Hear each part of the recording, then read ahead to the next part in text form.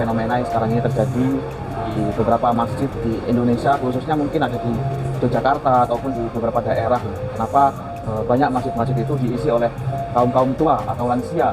Seharusnya masjid itu kan ada peran anak muda di situ, supaya anak muda itu menjadi generasi ke depan untuk meneruskan ramainya masjid, kebermanfaatnya masjid gitu.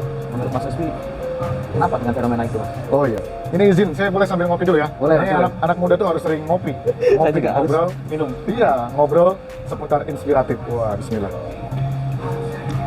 Alhamdulillah. Jadi kalau dari kacamata saya itu, kenapa kok kalangan muda sekarang itu malas ke masjid? Yang terjadi sekarang itu kan masjid hanya diisi oleh orang-orang bergelar S1, S2, S3, S1 sepuh, S2 setengah sepuh, S3 sudah sangat sepuh.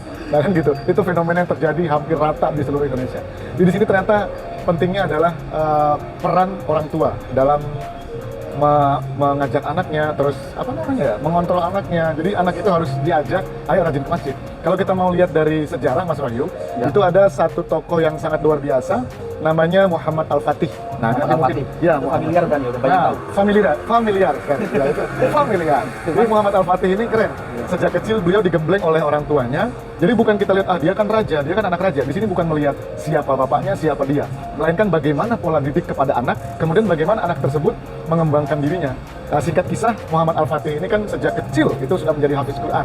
Ini peran orang tua lagi jadinya. Kemudian singkat kisah di umur yang masih sangat tergolong muda banget, sudah berhasil menaklukkan Konstantinopel yang sekarang berubah nama menjadi Istanbul. Nah kan gitu, itu keren banget. Jadi kalau teman-teman sahabat muda sekarang itu mau belajar salah satunya dari kisah Muhammad Al-Fatih kecil kala itu, saya rasa masjid ini bisa jadi semarak, kemudian bisa menjadi kegiatan. Jadi masjid bukan hanya untuk sholat aja, tapi bisa jadi untuk sarana belajar, kemudian bicara ekonomi, bincang-bincang mengenai politik, tapi tipis-tipis aja.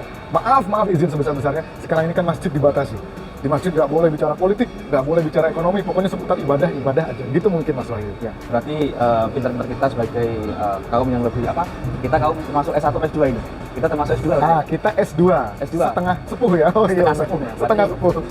Kita sebagai kaum setengah sepuh ini, gimana caranya harus mengedukasi anak-anak muda supaya dia itu peduli dengan masjid, ya asik ke masjid, meramaikan masjid. Bahwa saya masjid itu kan nggak hanya untuk kegiatan ibadah ya, tapi ya, berdiskusi, belajar, bicara ekonomi, politik dan lain sebagainya. Pokoknya semua itu bisa dilakukan dalam masjid. Kita mungkin bisa menyontoh salah satu masjid di Yogyakarta itu yang Masjid Jogakarian ya. Sekarang ini Masjid Jogakarian itu nggak hanya untuk ruang ibadah, tapi banyak kegiatan di situ, Mas. Betul, iya, ke masyarakat.